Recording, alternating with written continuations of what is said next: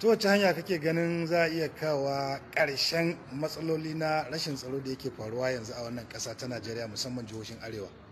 To, alhamdulillah sunana kwamared Muhammad Ali Ringin. Abin da zai kawo zaman lafiya a Najeriya da duk duniya da Afirka ma shine adalci. Justice must be dispensed to the dividends of democracy. Ai adalci kowane irin addini mutum yake yi. Ko Kirista, ko Musulmi, ko Buda, ko masu Mao, ko masu bauta Thomas Sankara, ko masu bauta Haile Selassie, ya kamata a ce a kowane irin hali ake ai adalci. Duniyan nan ta taso babu adalci a cikinta. Domin abin da yake faruwa a Afghanistan, a Palestine, tsakanin Isra'ila da Palestinawa, duba abin da yake faruwa a Najeriya da sauransu da Afirka da sauran kasashe kusa-kusa nan irin Democratic Republic of Congo da sauransu irin su a Habasha da sauransu. Abinda za a yi a duniya idan ana so a zauna lafiya a yi adalci, a Najeriya kuma a yi adalci. Wa'annan duk a ƙarya ce, duk abin da ake na tsaro a ƙasar nan ina so in jaddada maka ƙarya ne. Rediyon Jigawa ƙarya ce, ba duk makaman da ake da su na ƙarya ne. Wace hujja kake da ita ce? Ina da ita.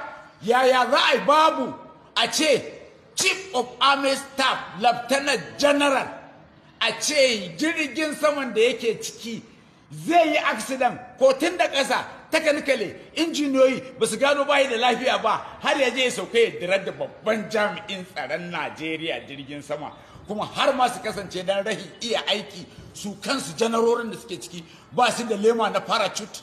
Ka ce a matsayina na tsohon jami'in tsaro ba su da lema ta sauka ba parachute, ba su da ita. Ko a ruwa yan wajen kebun nan da suka faɗa ba life jacket ba ne. Kowane guri akwai professional abubuwan da ake yanzu su har su kai jirgin sama ya taso da general full lieutenant general a sama da janaroli, amma ba su da lema sauka in case a matsayinsu na sojoji ko jirgin zai samu wata tangarda a matsayinsa na karfan nasara. Saboda haka da wani amoka da wani AK-47 da wata wacece da wani waye duk ƙarya ne, fake ne. A bani Najeriya 2023 in Allah da zan siyo makaman da shekara guda ba wanda ya isa ce yes, ko ƙwaro bai isa ce. Kuma to kana siyasa ne tunda yanzu tsari ake sai kana siyasa za ka samu shugabanci. Ni dan takarar shugaban ƙasa ne a jam'iyyar PRP. Ni dan takarar shugaban ƙasa ne a jam'iyyar PRP 2023 in Allah ya yarda. Ko shi ne dalilin da ya sa ka sa wannan jan riga da kuma tambari logo na Najeriya? To ai shi ne ya sa dole ne a matsayina na ɗan takarar shugaban ƙasa in nuna fes ne alamun kishin ƙasar, ko tutar Najeriya ko device of the federation ɗin ta a ɗaukaka shi.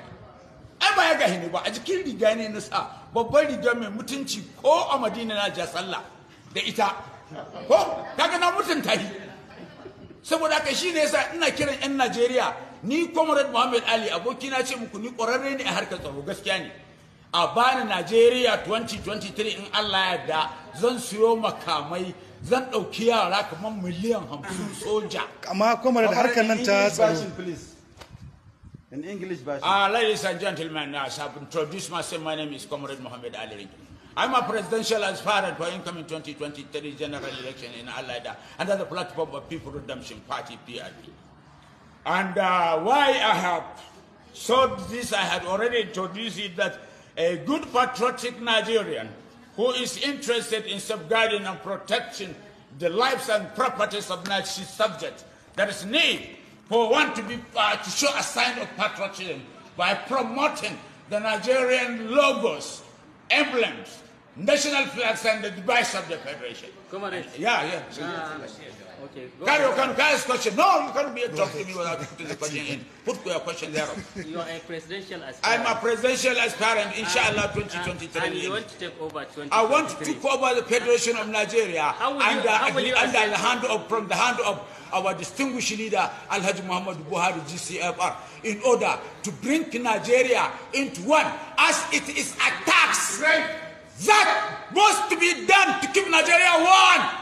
Let Biafrans, let Oduduas, let Sufias, let Osmanias to be aware that Nigeria must be one. It's a tax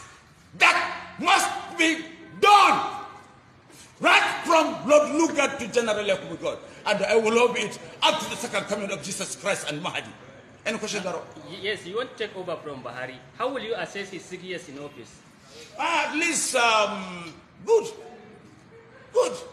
Because we are not under war, and we have not suffered any coup d'etat, as it happens at Mali, or at Sudan, or at somewhere else within the African continent. And it happens that our president incumbency had not died as president of Tanzania had died. But there is insurgency, banditry, That's what I told you. The insurgency, how can you kidnapping, cattle rustling, and so on and so forth is more to war. I have witnessed Nigerian civil war, 1967 to 1970. So I knew what is war, I knew what is riot, I know what is disturbances, I know what is fanatism, I know what is extremism, and so on and so forth. So Nigeria is now at peace. We are living at peace. We are sleeping. At least 65% of Nigerians were sleeping. Even though with one head, they are sleeping. And they are burning children, marrying, transacting some part of lawful businesses within the communities. Please, seriously, you don't have money at hand, and now you are claiming that you are comrades. How do you think that you will win the election on 2023? Although Nigerian politics relied upon financial money, sponsoring candidate, publicizations, advertisement, arrangement, transportation, and so on and so forth. But I believe that Nigerians, with my good aims and objectives, they will contribute their money thereof to elevate me, and nominate me, and vote for me to become the legitimately elected president 2023. Finally, what is your message to the Nigerian citizens?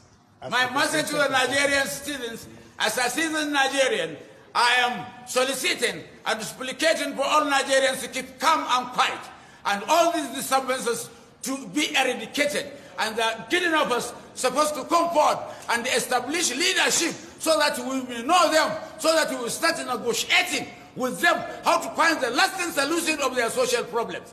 The problems is their social problems. You married nice women, beautiful girls, riding nice cars in the town, planting children and so on and so forth. Bring your good children while they are in bush, living in poverty, hunger and diseases. They must jealous you. So they need for justice. Thank you for your contribution, comrades. Yeah.